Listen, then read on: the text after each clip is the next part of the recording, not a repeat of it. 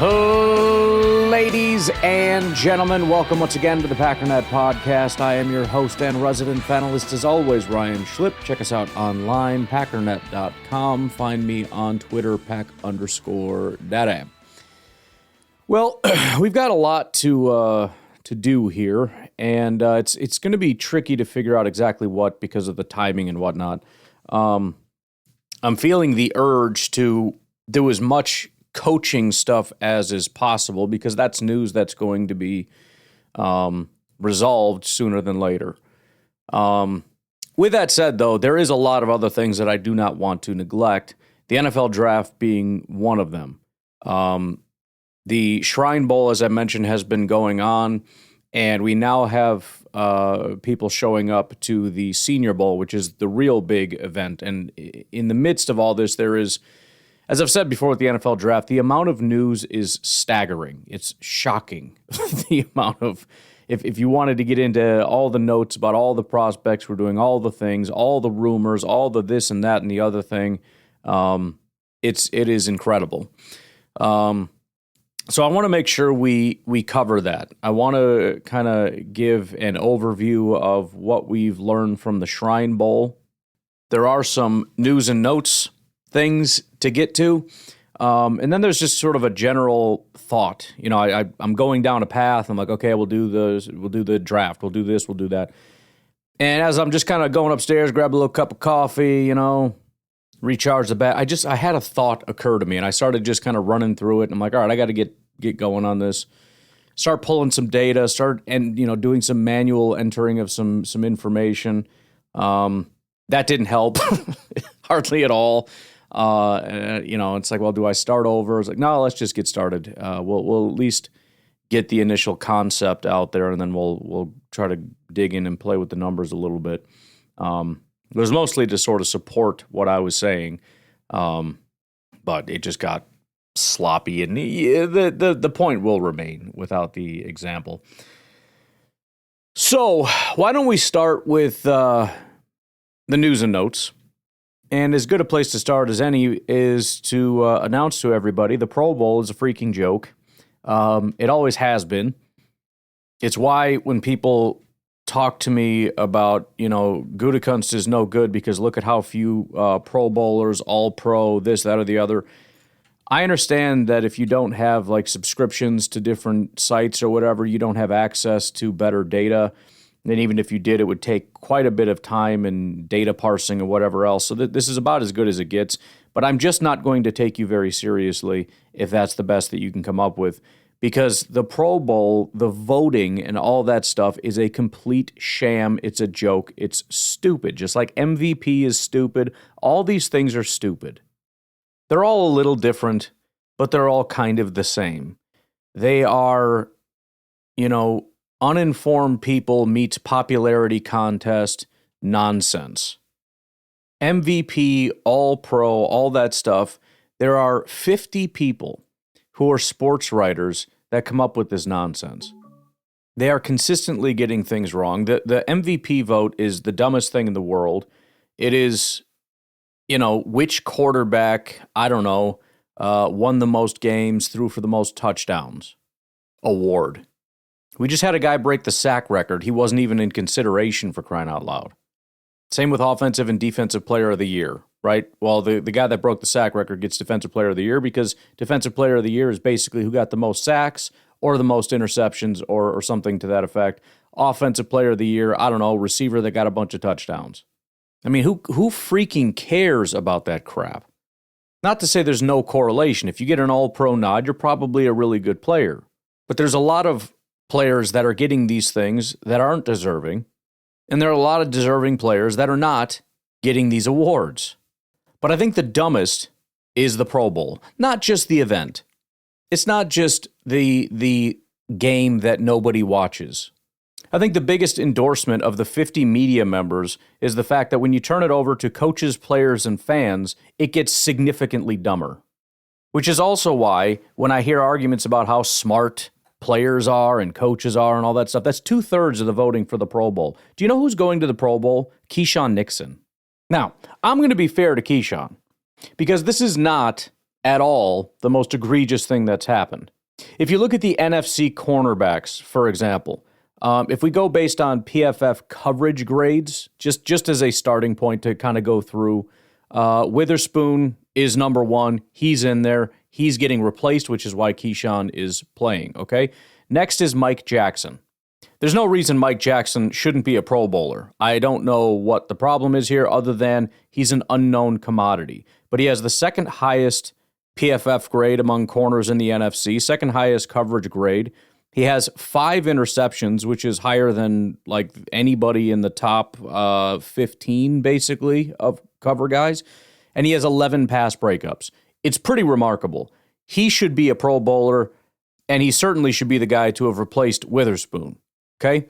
So he's getting snubbed, but it is what it is. Then you have Quinyon Mitchell and Cooper DeJean. That's number 2 and 3. Now, if you go based on PFF grade, next you would have Jamel Dean. That would have been a pretty solid pick. But he did miss some time, I guess, and so the numbers, I guess, maybe could be a little bit lower. Isaiah Rodgers in Minnesota, Roger McCreary in L.A., Kool-Aid McKinstry in New Orleans, Cordale Flott for the Giants, and then number 10 is Keyshawn Nixon, believe it or not. It was just a 69.5 coverage grade, but he was number 10 among corners in coverage grade. But here's the other thing, and this is I can pretty much guarantee you why he's going to the Pro Bowl, pass breakups. If you just sort based on pass breakups, Cooper DeJean, Emmanuel Forbes, and Keyshawn Nixon tie for number 1 with 13 pass breakups. So Keyshawn Nixon is a little bit more of a known commodity than some of the guys. I don't know why. You would think that people would know all these different guys, but, Mike Jackson was a 5th-round pick. He's been on 3 different teams in the last several years, so I guess nobody cares.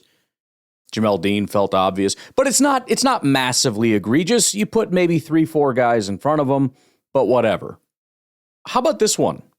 Can we talk about quarterback? I don't want to be insanely biased here, but if you look at the PFF grades, Jordan Love is the 3rd highest graded quarterback. If you look at passing grade, 4th highest if you look at overall Josh Allen getting thrown in the mix. If you're just looking at NFC teams, if we cut this bad boy in half, he is the 2nd highest in both overall and passing behind Matt Stafford. Meaning, who got put in front of Matt Stafford? In front of Jordan Love behind Matt Stafford? Sam Darnold. Okay, I could see that. Sam Darnold obviously had a good year. I think it's certainly an overrated year, but he ranks 5th overall, 5th as far as passing grade.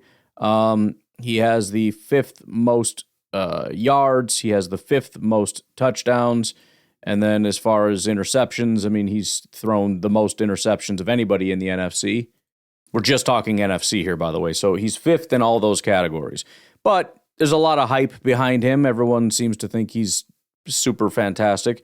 So he gets put in front, so okay. And then Dak. Okay, well, Dak is 3rd behind Jordan Love overall. He is 3rd behind Jordan Love in passing grade, but he is 4th in yards, and he is 4th in touchdowns, which Jordan Love does not have as many yards and doesn't have as many touchdowns, probably because he only played in 16 games. You know what I mean? Compared to, for example, Sam Darnold, who has 2 more touchdowns and 8 more interceptions in 3 additional games.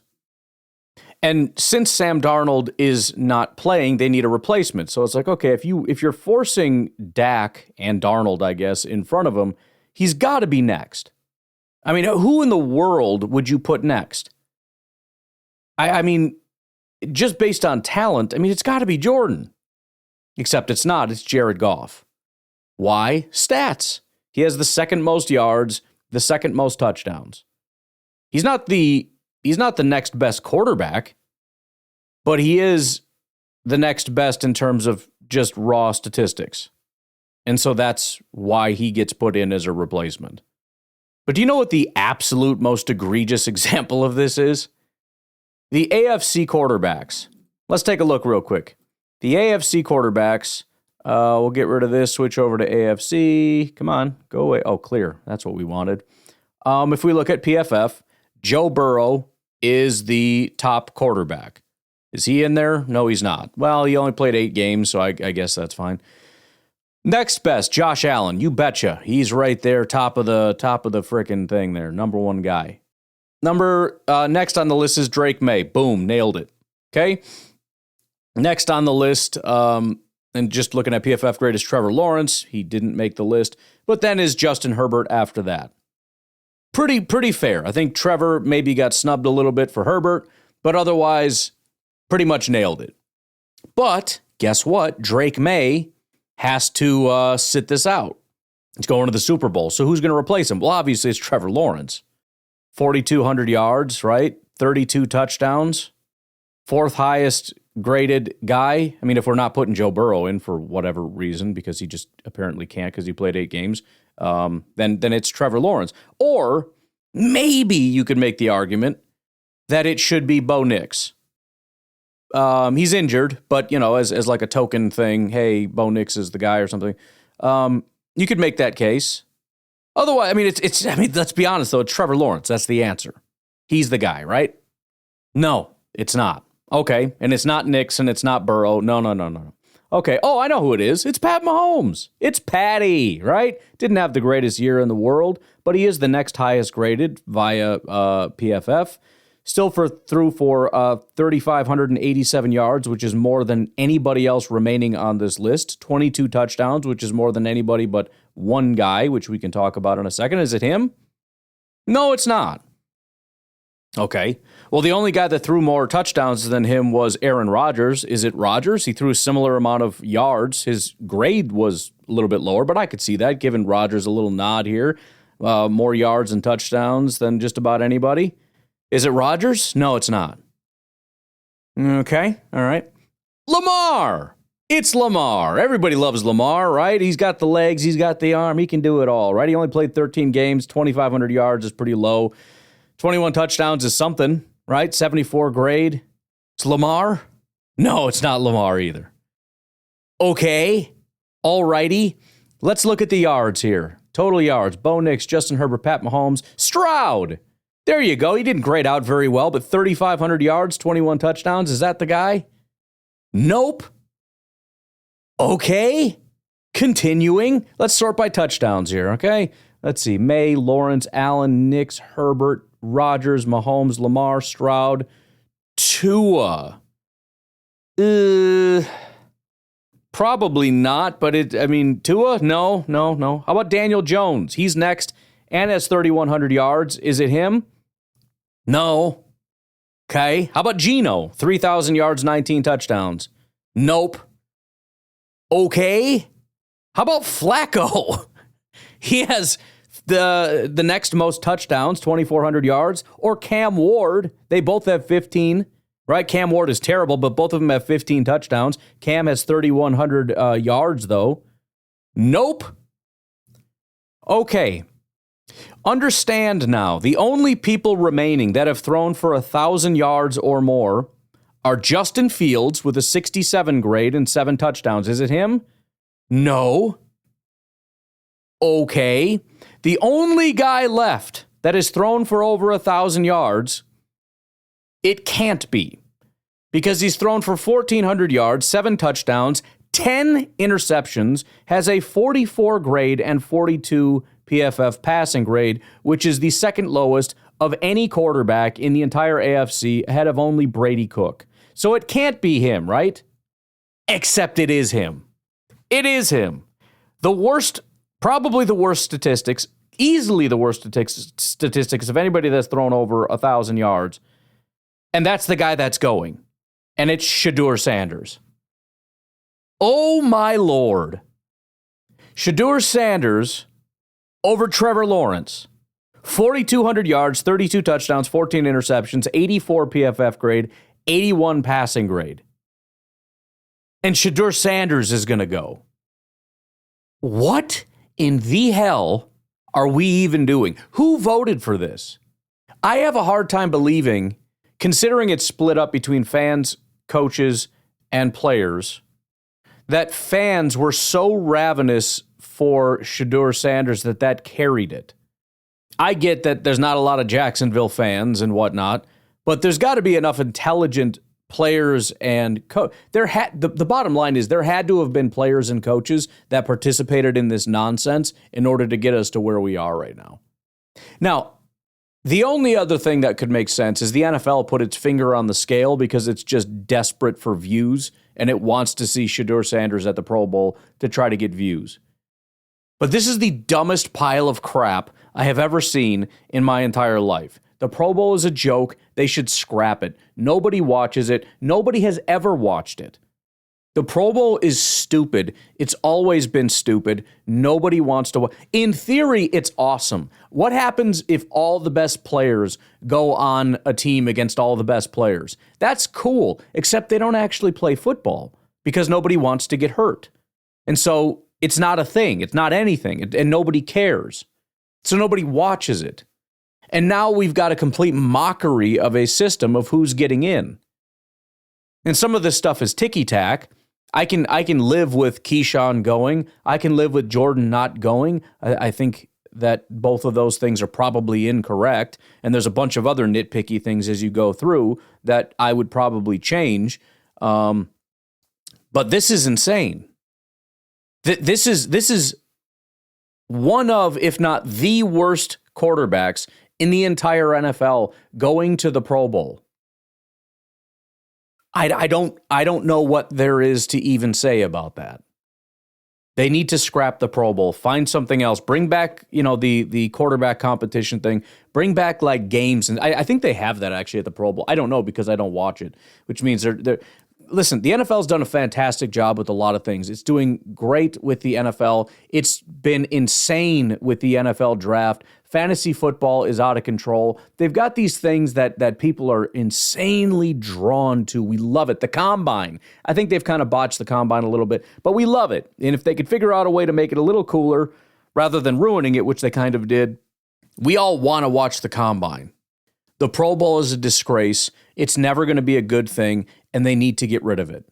If you want to just have some kind of an honorary thing where you name people to a Pro Bowl team, as like just another voting thing that you can tack on just out of, for people to feel good about, maybe give them a little trophy or something, fine, but stop this. This is an embarrassment. For a major organization like the NFL to do something this stupid, to allow something this stupid to continue, come on, man. Do not allow yourself to be a laughingstock. I know there's going to be some things that are going to be stupid once in a while. And then there are things that, obviously we disagree with, and there's rules and penalties and all this stuff that is like, why would this be that and that? This is too much. Anywho, that took a little longer than I thought, but why don't we take a break? We'll be right back. In other news, Vikings pass game coordinator Durante Jones has been hired. That was one of the guys that we had considered possibly bringing here. Again, this is all going to be relatively interesting, general interest type stuff to track these and see how they go. A lot of guys that we wanted before went places and did things and it didn't go very well. We've seen that for ourselves. Guys that we got excited about didn't go very well, but we'll keep an eye on it. He went to the Commanders, if I didn't say that already. So it'll be interesting to see that Vikings defense kind of be brought to what they have going on over there and see what the success rate looks like for that. The Buffalo Bills have decided to promote Joe Brady from offensive coordinator to head coach, so that search has ended. The Chicago Bears assistant GM Ian Cunningham is one of the finalists for the Falcons general manager vacancy. Again, I don't know. I don't have a massive amount of respect for the Bears front office, but if they have a talented young up-and-comer, be better to get him out of Chicago. You know what I mean? So I'm fine with that. Same with Minnesota losing their pass game coordinator. I do think Flores is a big part of the reason why they are what they are, but anybody that can get poached, all the better. And one of the bigger news items is that Brian Daboll, former Giants head coach, has been hired as the Tennessee Titans offensive coordinator. The reason why that's relevant is because our offensive coordinator, Adam Stenavich, was apparently relatively far in that process, one of the finalists to get that job. I didn't think he was going to end up getting it, but it was an option. Now, I don't know how true this is, but we played it yesterday on the interview with Rob Domofsky that he is leaning toward the belief that the Packers are hoping that he gets hired away so that they don't have to fire him. I don't know. I mean, I don't know that that's a thing. I don't know that they know that that's a thing. But it will be interesting to see, not that we're ever going to get confirmation one way or another, but let's just say for argument's sake that that is the case. Will the team, specifically Matt LaFleur, have the spine to step up and say, you know, when he comes back, hey, man, it didn't pan out, so anyways, let's get back to work, to say, yeah, actually, why don't you step into my office real quick and have that uncomfortable conversation, move on, and immediately start the process of finding a new offensive coordinator. Now, again, I don't know that that's the right move, and I don't know that that's what they want. Maybe Matt LaFleur wants him to stay there, but was just allowing him the opportunity to make some kind of a lateral move. I don't know why you would allow somebody that you really, really want, because you can block those lateral moves. But again, it's just one of those being a good guy kind of things. I don't know. But maybe I'll put it this way. Because again, I don't really, I know that the NFL is very much a relationship business and all that kind of stuff. And I get that there's a good guy element to this whole thing. If he is expendable enough to you that you're willing to allow him to go somewhere else, then I think he should be let go. And if the response is, well, he's not expendable, he asked and we allowed, okay, then you should not have allowed him to do that. That was the wrong decision. If he is invaluable to this organization, you block that. I'm sorry, blocked. Not going to happen. Because, again, you can block lateral moves, and technically that is a lateral move, even though, as we already talked about, it's not lateral to the offensive coordinator, to Stenavich. That wouldn't be considered lateral. It would be considered, to him, a promotion, to be able to be a play caller. But as far as the rules are concerned, OC to OC is a lateral move. If he is if he is not expendable to your organization, you block it. You only don't block it if he is expendable, in which case he should not be allowed back here as the offensive coordinator. That's just my thought on it. If he comes back and he remains the offensive coordinator, a mistake was made at some point. Either allowing him to go over there was a mistake, and we got lucky, or allowing him to stay as our offensive coordinator is a mistake. I don't know which one's which, and we're never going to get an answer to that. Well, I guess we will if he gets fired, but if he doesn't, we're not going to get an answer to that. Grant Udinsky, who's been going around looking for different head coaching roles, apparently has informed the Browns that he is withdrawing his name from consideration. Now, it's possible, because we've seen this before, he withdrew his name because something is getting done somewhere else. But I've also mentioned there are several teams that are having a hard time filling roles, one of them being the Jets, one of them actually being the Eagles, which is interesting, but a thing. And then now the Browns, not surprisingly, are having people withdraw their name from consideration. You know, it's kind of an interesting deal. And you could make the argument that Matt LaFleur is doing the right thing by allowing these kinds of things, because at the end of the day, nobody wants to go there, not necessarily just because it's a bad roster, but because it's a bad organization. People don't feel that things can change because they don't feel that they're going to a good situation. There's a benefit to doing things the right way, because then you can get the right people here. It's how you sustain success, and this is also how you sustain failure. When you are a terrible organization, now nobody wants to come here. Not just players, but coaches and GMs and people that feel that I'm not going to be properly supported, and as a result, I'm probably not going to succeed, and as a result, my career will end here. I'm not getting a promotion out of here. I'm not taking that next step out of here. It's just going to end in complete failure. And so because nobody comes here, you end up getting stuck with the bottom of the barrel prospects, and those bottom of the barrel prospects mixed with your bad leadership are going to produce more bad results. And it just becomes a downward spiral. And so, again, the only argument I can see in terms of doing these things is that people will want to come here. Why would an offensive coordinator take a job here behind a guy like Matt LaFleur, who's going to be the play caller, and not allow him to be a play caller, and is going to block any opportunity I have if I'm successful to move on? That's the only argument I can think. When you look at other organizations who do things wrong and nobody wants to go there, you just have to remind yourself in the back of your mind, you need to be an organization that treats people a certain kind of way and does business a certain kind of way so that people want to come here. Football people want to come here because this is a football place. And then finally, and I had mentioned this already, it's happening fast, and he probably doesn't get the job yet, but it'll happen soon enough. And it's also interesting if we do move on from Stenavich, whether this would be the move here. But the Eagles are going to interview Packers quarterbacks coach Sean Mannion in person this week for their offensive coordinator job, sources say. He's already interviewed once virtually, as such and such has reported. The former NFL quarterback is now going further down the road with Philly on its OC search. So I had mentioned that he was a very highly in-demand guy, that Vikings fans were furious and were hoping that we could kind of keep Sean Mannion a secret. And he was, I forget exactly what the story was, but he had reached out, I think, to Matt LaFleur, just kind of, asking him for some pointers and things on this interview he was going to do to go be a QB coach. And Matt LaFleur kind of gave him some notes or whatever, and then was like, hey, by the way, why don't you just come here and be my quarterback coach? And so he's been here, a couple years now as the QB coach, and is already getting looks for, it would be straight to OC, which is, not impossible.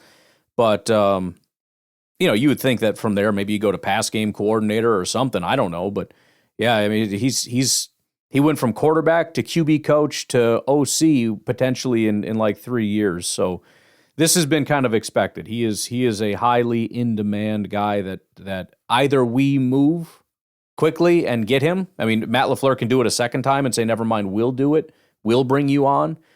Or we're probably going to lose him. The funny thing is, nobody wants to go to the Eagles, so they're kind of scraping the bottom of the barrel. No offense to Sean Mannion, but potentially if the Eagles' offensive coordinator job, which sounds crazy, but if the Eagles' OC job was a little bit more appealing, there probably would have some better prospects than taking a swing for the fences with Sean Mannion. I also think, again, if we did move on from Stenavich, which to give you an idea of where I'm at on this, I would put it at 10% that we move on from Stenavich. I just don't see it happening. I could very well be wrong. I don't know. Maybe it's just I hate to call it pessimistic because, again, I don't have any reason to dislike Stenavich, I guess, but I don't know. It would just make me feel good as though the team has identified some kind of a problem and is looking to fix it, because so far there have been no identifications of problems. It's just been, no, everything's fine and we continue. Anyways, I also think it could be kind of cool because the offense is almost entirely run through Matt LaFleur. And so this is not a play calling thing. We don't need you to come in here. I mean, it's the same as Philly with Sirianni as an offensive guy. I believe Sirianni calls plays there. Not that makes anybody super happy that he calls plays, but he does. But it would be good for him to go to a place like that where, you can use him and his abilities, but also you don't need to lean on him. It can be a learning and growing experience, and as he grows into that, can help your offense. Just a thought. It's something to keep an eye on. Again, very low percentage we move on from Stenavich, and I would say, again, another low percentage that this is our guy. But in that sort of, for argument's sake or whatever, that would be something that I would be interested in keeping an eye on. If in fact we did move on, is Sean Mannion. Put a little circle and underline that one. All right, I think that's it for the news and newts. Why don't we take a break? I'm going to try to slam two things in at once, but I don't know if we're going to be able to. But we'll take a break. We'll be right back. So every once in a while, I kind of just have these random thoughts, and they're floating around up there, and I try to think of like how to package these thoughts and deliver it to you without sounding like a rambling idiot. And sometimes I succeed and sometimes I fail. But, buckle in and do your best to hopefully come along on a very well, whatever. So, and this is kind of in line with what we've been talking about. When we went through and looked at all the defensive coordinators, I found that very informative in terms of, just my own understanding kind of growing and my thinking changing on these things and whatnot. And you start to connect the dots as you go through and do all these different things. And one of the things that was mentioned, and again, it was one of those things where these are my notes, but AI is writing it more clearly and concisely than I can or do. And one of the nice little lines that was in there, and I don't remember the exact quote. I think it's on Patreon, so I can go. Let me find it, actually. By the way, I did upload another article for Patreon, 2026 NFL Mock Draft Synthesis, Post-Championship Weekend Consensus, and Key Debates. Very simply what I did. Again, AI-assisted, but it's good information. I don't want to go too deep on it, but the bottom line is I grabbed the latest probably 30 to 40 mock drafts, and then I fed it to AI, Notebook LM to be specific, because that's the best for that kind of thing. And then I had it just kind of deliver a report. And the reason why is because I think the first thing we need to do is just familiarize ourselves with the very basics. So that's over there on Patreon. We'll get to that when we get to that on the podcast. Let me read this last paragraph. I already did, but it'll just kind of set the tone here. So the last paragraph of this is the real takeaway. The lesson here isn't that aggressive defenses are bad, and it isn't that bend don't break is optimal. The real takeaway is that good defenses are adaptive, not ideological. What fans are reacting to isn't cover 3 itself, it's predictability. It's the sense that offenses know what's coming, know where the soft spots are, and know they won't be challenged. Chaos isn't a coverage. Chaos is what happens when an offense can't get comfortable, when it can't settle into rhythm, when it has to hesitate, and when the answers aren't obvious. That's what Packers fans are actually asking for. Not recklessness, not zero blitzes every snap, just answers. Now, I don't know that to be the case, but I thought that was a relatively profound statement because I think that there probably is a lot of truth to that. So if we think about it in terms of what do Packer fans want, probably most fans want, they want aggression. This is what we keep hearing. We want aggression, aggression, aggression. Well, what does aggression mean? And this is one of the things I was kind of pondering in my head, and you could probably break it down into more specific components, but I think the number one thing aggression means, there's two main things, but I think the absolute number one thing is blitzing. I think the vast majority of what people mean when they say aggression is blitzing. We want to see 7 guys on the line of scrimmage with at least 6 of them coming. After that, you could probably add press man coverage, and then, there's more nuance between, being attacking as opposed to passive or whatever the case may be. But let's back this up for just a second. And I forget exactly what it was that kind of got me thinking. Oh, it was on social media here. I want to bring this up just to kind of give you my full thought process on everything. Well, now I can't find it. Okay, well, that's fine. Forget it then. But the comment was something to the effect of, after we hired our defensive coordinator, is the fact that, Matt LaFleur hired him because he is not aggressive or passive or whatever the case may be. And my response to him essentially was, let's hope with Micah we don't need to be aggressive. That kind of got the ball rolling in my head because the idea is, what is it a defense needs to do? What I mean, on a most basic level, what are the components that fans really, really, really want? We want the quarterback to be uncomfortable, right? Now, we generally associate that with bringing extra pressure. It's the easiest way to make the quarterback uncomfortable. We want the quarterback to be uncomfortable. What else do we want? To be able to stop the run. And then number 3 is for there to be nowhere to throw the ball. Those are the 3 things that everybody wants, the 3 things that every defensive coordinator tries to do. That is it. The question is, how do you do that? Now, aggression is one way to do that, because the idea being, as we heard from Wink Martindale, the idea is I'm going to send the house and we're not going to have safety coverage, but we're going to have corners playing press man coverage, and we're going to get to the quarterback before the quarterback is able to find an open man down the field. And sometimes we win and sometimes we lose. And I get that that's a trade-off generally the fans want to make and all that stuff. But again, just on a very basic level, as was said here, good defenses are adaptive, not ideological. In other words, rather than saying, here's the way I want it done, we should be looking at it and say, what are the best ways to get those three things? The quarterback is not comfortable, they can't run the ball, and nobody's open. Because I guarantee you, I don't care if they run a sort of bend, don't break, although generally bend, don't break is counterintuitive to the idea of nobody's open. But it doesn't matter whether it's zone or man, blitzing or not blitzing, stack the box, light box. None of those things matter as long as you're accomplishing those three things. I don't want anybody open. I don't want the quarterback comfortable in the pocket, and I don't want them running the ball down our throat with ease. And as long as you're able to execute those things, nobody gives a crap how aggressive you're actually being.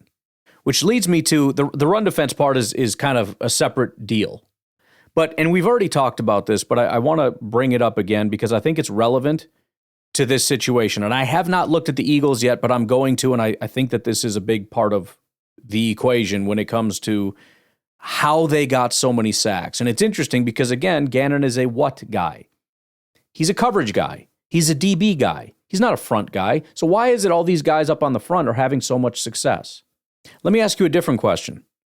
Because we always look at Rashawn and we're like, well, he's too slow. He can't get to the quarterback. He's too slow. He can't get to the quarterback. Well, that's true. Kind of. But we're only talking about part of the equation. Of course, he can get to the quarterback. What we're saying, if we say the full sentence, is that he can't get to the quarterback before the quarterback throws the football. Well, what are the two variables there? The time it takes Rashawn to get to the quarterback and the time it takes the quarterback to get the ball out of his hand. That's a variable for every single player. Every single player has a time to pressure. Every single quarterback in play has a time to throw. Part of the reason that pressures and sacks are hard to come by is because the NFL has moved to very quick passing to eliminate the ability of players to get to the quarterback. And I think a lot of times fans negate that. We don't think about that. We see a quarterback get the ball out quick, and we go, this freaking defensive line is not bringing any pressure. There are no sacks today. There's no pressure. No kidding. Because nobody has a 0.75 second time to pressure. In fact, I did. So this is kind of what I did. I'll bring this up. Again, I haven't been able to find a way to kind of bring this to life. I will continue to work on it. But I went and one of my subscriptions, you can go through this stuff. So I used Jordan Love as the example. And what I did is I filtered out different time periods, 0.25 second time intervals starting at 0.5. So 0 to 0.5 was my first one because there's basically nothing. There was one pass Jordan Love threw in apparently 0.5 seconds or less. No pressures, blitzing or not. Those are the other two things I looked at was blitzing pressures and non-blitzing pressures and how long it took. So then 0.51 to 0.75, 0.76 to 1 second, 1.01 to 1.25, and I went all the way through this. And the point is there's essentially a bell curve here. Because the other thing I think we look too much is time to throw on an average. Okay, but average doesn't tell me anything. I need to look at time to throw in each individual compartment. And you can see for Jordan Love, it's primarily between 1.5 seconds and 3.5 seconds. That's where almost all the throws take place. It's very upsetting to see how many throws are beyond 3 seconds. But that is the range where most of the throws happen, with a couple outside of that. And by a couple, I mean actually quite a few. But the point is, if we're blitzing, what is it we're trying to do with the blitz ultimately? We're trying to shorten the time to pressure as a way to get to the quarterback. If we bring extra people, the hope is that we can shorten the time to pressure. There is a downside to this. Although that's generally true, you are going to shorten the time to pressure. Usually, sometimes it gets picked up and then you're in trouble. The problem is when you bring extra people, on average, you're also going to shorten the time to throw because the likelihood of somebody being open goes up. But generally speaking, that's what we're trying to do. We're trying to shorten the time to pressure because the earlier you can get to the quarterback, the higher the likelihood you're going to get to the quarterback. Because time is the point. It's not just talent. It's not just how good you are. We're not bringing extra guys because that slot corner is an elite pass rusher. It's because in bringing extra people, our hope is that we can shorten the time to pressure because we need the time to pressure to be before the time to throw. Because if it's after, the ball's out and nobody gets the pressure, right? Pretty straightforward. If the guy gets to the quarterback before the throw, it's a pressure. If not, it's not. What's the other way to try to put the time to pressure before the time to throw? Rather than shorten the time to pressure, what if we try to elongate or extend the time to throw? How do you do that? With coverage. Suddenly, if you ask the question, so the main zone for Jordan Love, most of his attempts came between 1.76 seconds and 2 seconds. That's a very, very short period of time. 56, actually 57 were over there, but let's just, whatever. 56 of his passes. In fact, 44 were between 1.51 and 1.75. That's a nice, even 100 attempts between 1.5 seconds and 2 seconds.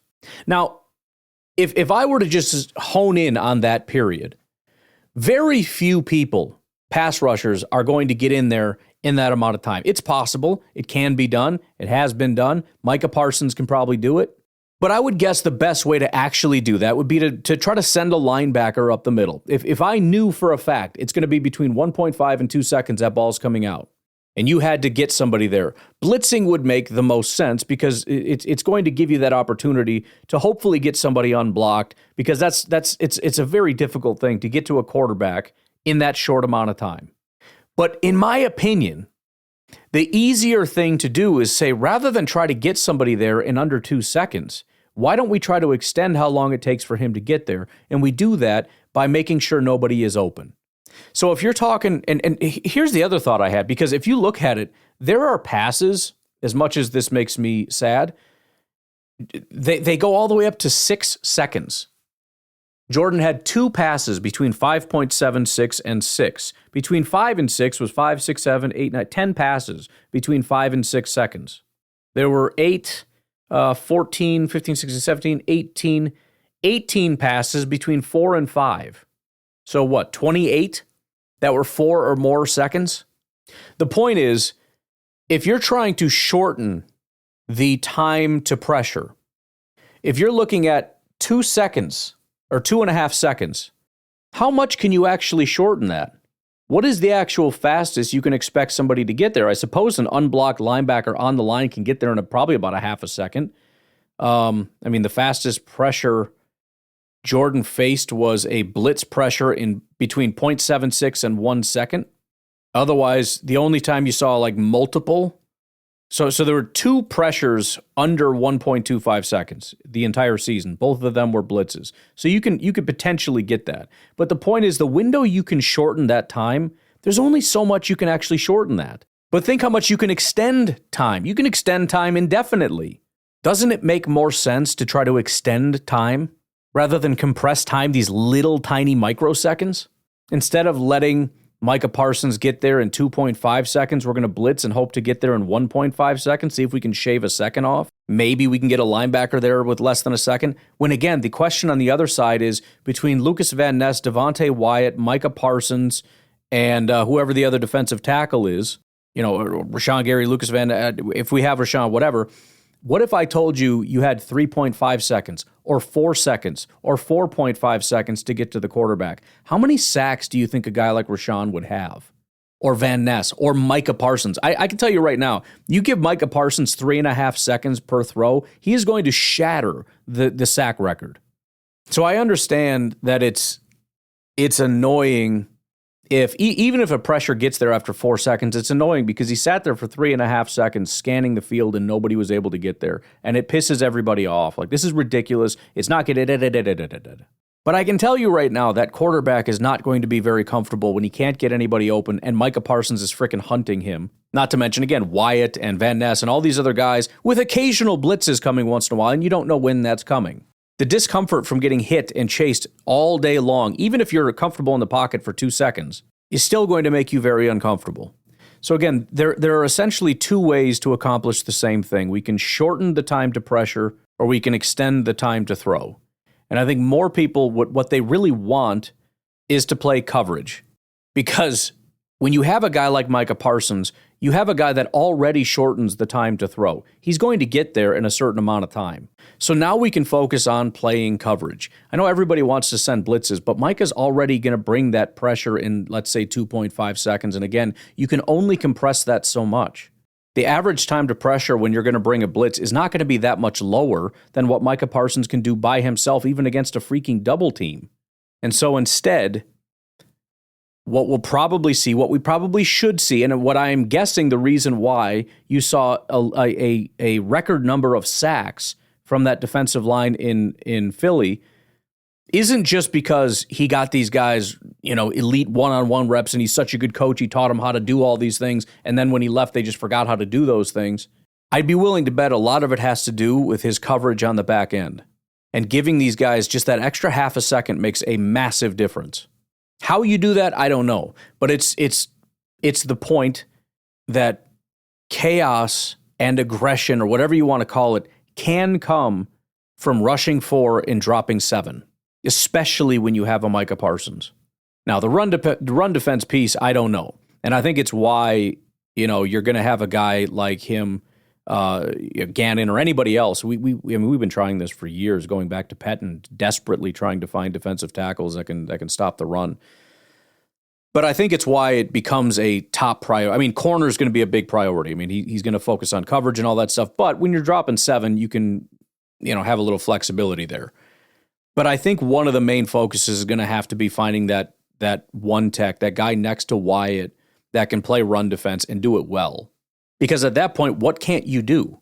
If you can stop the run and you can pressure, meaning, in a, not just generally speaking, but quick pressures from Micah Parsons and probably nobody else, but that's fine.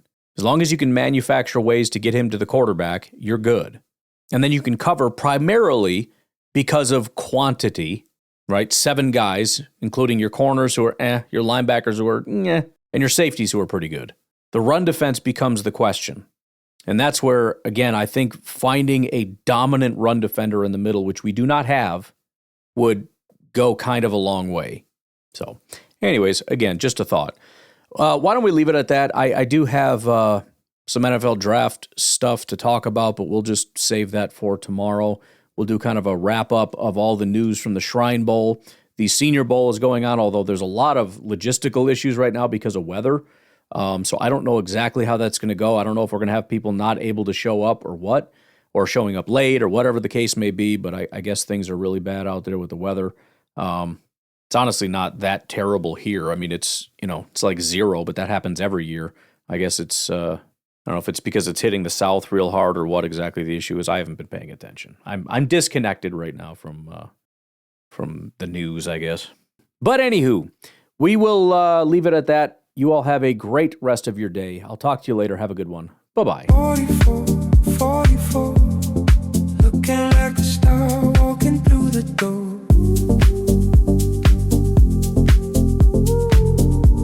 Yeah.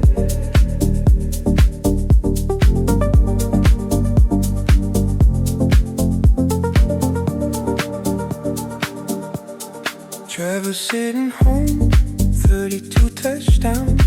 84 look great, but he don't make a sound. Jacksonville's too quiet and nobody's tuned in, but mediocre's loud when the timeline spins.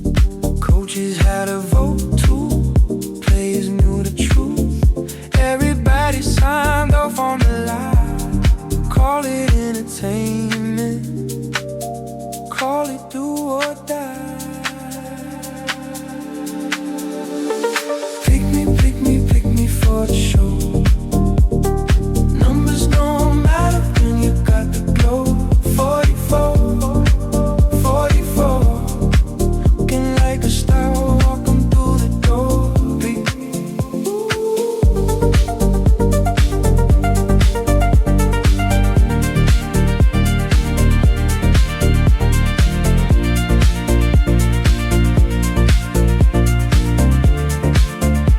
Second worst in the conference, first in the fame.